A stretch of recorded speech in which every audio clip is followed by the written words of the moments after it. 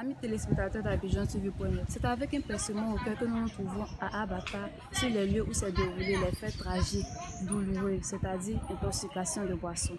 Pour plus d'informations, suivez-nous.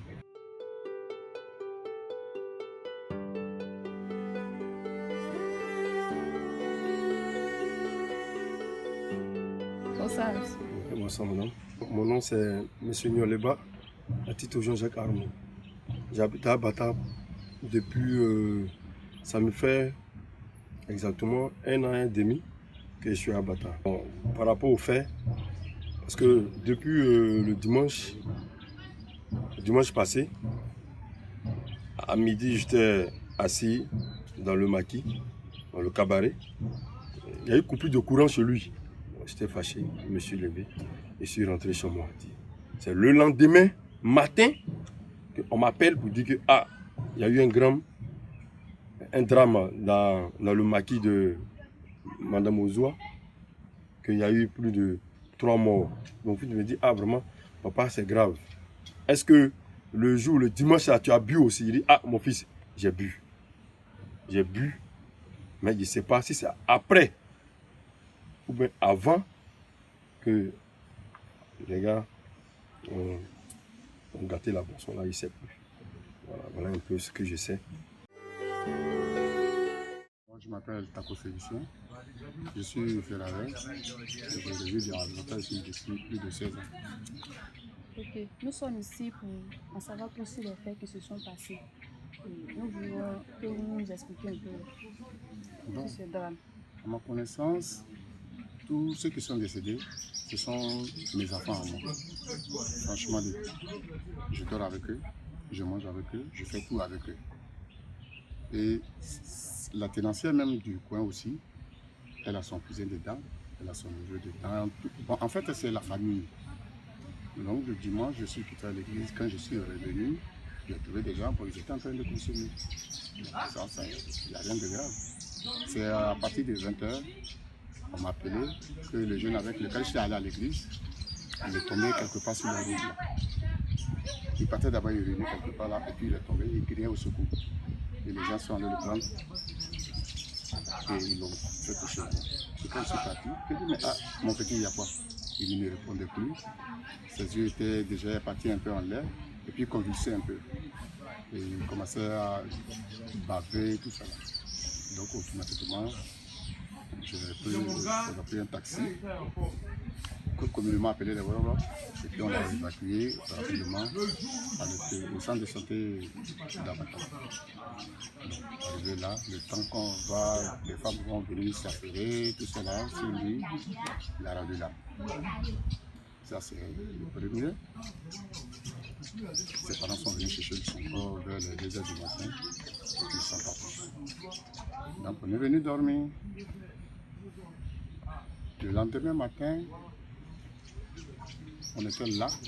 Il y a un jeune encore qui s'est réveillé, il dort là, il s'est réveillé, il est venu, il a fini de se brosser ses laver.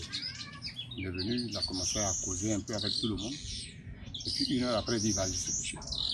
C'est là, la tenancière du coin a dit que toi la même, pourquoi tu es balancé comme ça? 1, 2, 3, il m'a dormi, 1, 2, 3, il m'a dormi. Aujourd'hui, là, tu dors. C'est quelle façon de dormir? Il dit, laissez-moi, il dit, aujourd'hui, là, il est attrapé, il ne va pas dormir. On va s'asseoir même à côté. Il a couru, il est rentré dans la maison. Elle allait là, commencer à taper à la porte. Il a refusé d'ouvrir. Donc, elle allait appeler le propriétaire de baraque là. Viens ton truc là. De toute façon, il est un peu bizarre là, donc viens t'en m'aider, on va ouvrir la porte. Et le jeune est venu, il dit, si tu n'ouvres pas, on casse. Il a ouvert, effectivement, il transpirait à grosse goutte. Mais quand on touche sa main comme ça, on dirait que c'est de la glace qu'on touche. Donc en fait, automatiquement, on m'a appelé. Le propriétaire même du coin, lui et moi, on a pris l'enfant, on l'a amené à Bézardine. Arrivé là-bas, on nous a mis un ballon et on nous a dit d'aller faire, ils ont fait un prélèvement pour pouvoir faire une analyse. Quand il arrive, on devait maintenant aller pour retirer de l'argent pour pouvoir aller prendre les résultats. Donc quand nous sommes venus, ils nous ont appelé encore. On dit non, vraiment il faut l'évacuer aussi. Donc on a déjà fait appel à une ambulance il va venir. C'est dans la tente là. Que lui aussi, il est arrivé là-bas. Donc, à ce moment, au même moment, le troisième, lui, il vit avec nous, il mange, il fait tout avec nous ici, mais lui, il dormait chez une tante là-bas. Donc il paraît que le matin, lui aussi, il était en train d'écrire avant qu'il avait mal, il avait des grosses douleurs à la tête. Et puis bon, il s'est lamenté. Les gens ils le regardent, franchement dit, c'est ça qui est un peu déplorable parce qu'en Afrique, quand quelqu'un tombe comme ça sur le champ, les premiers secouristes là, c'est ceux qui sont sur le lieu.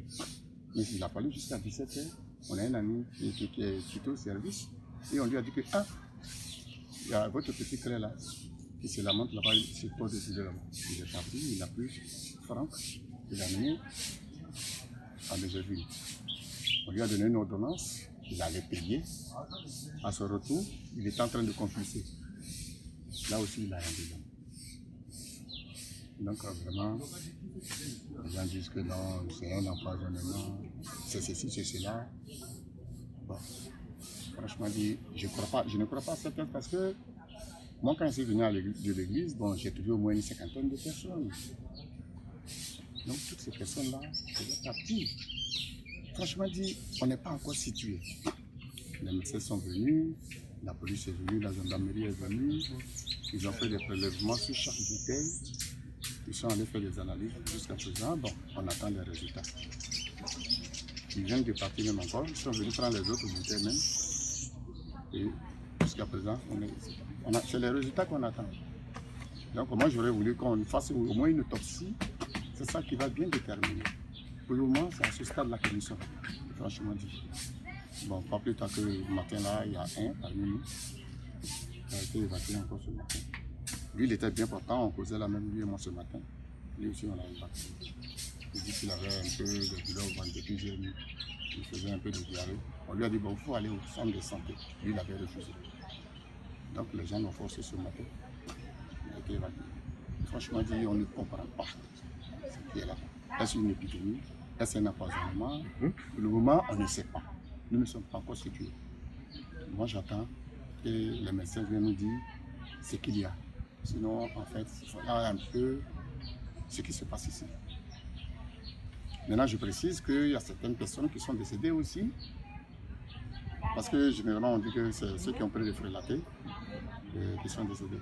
Il y a certaines personnes, effectivement, qui prennent les frélatés, qui n'ont jamais mis pied ici, mais qui sont aussi décédées dans ce village.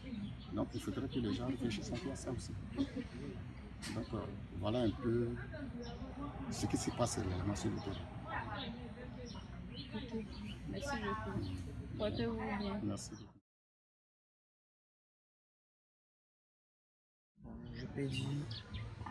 Je peux vous expliquer, mais je ne peux pas rentrer en profondeur parce que je ne sais pas au fait ce qui s'est réellement passé. Parce qu'on nous fait croire que c'est du coutoutou que nous consommons qui a provoqué tout ce drame. Et vraiment, ces derniers qui sont partis, je les connais très bien. Que dis-je, je les connaissais parce qu'ils n'existent plus. Vraiment, c'est une situation que nous déplorons, ça nous fait vraiment mal. Ouais. Mais c'est la vie.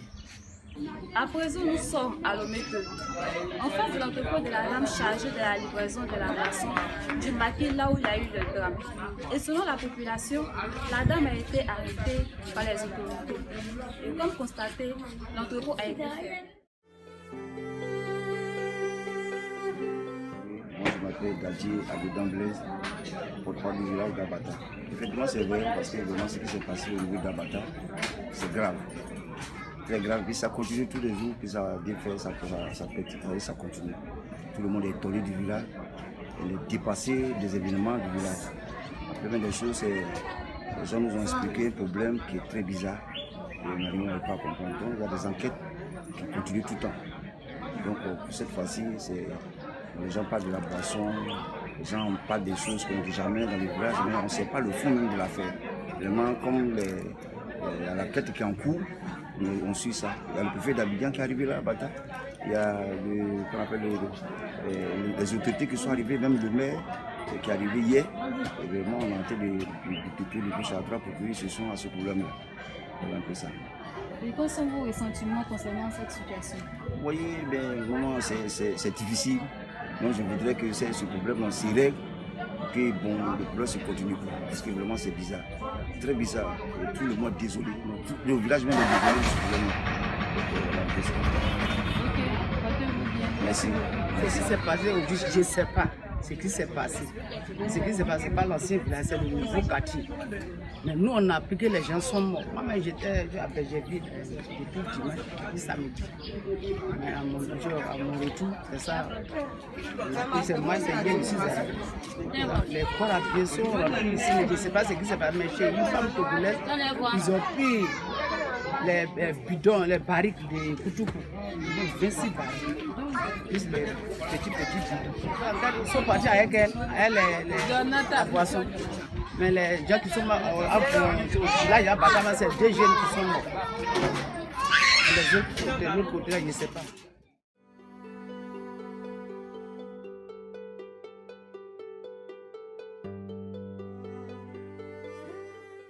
C'est avec beaucoup d'émotion que nous avons présenté cette émission.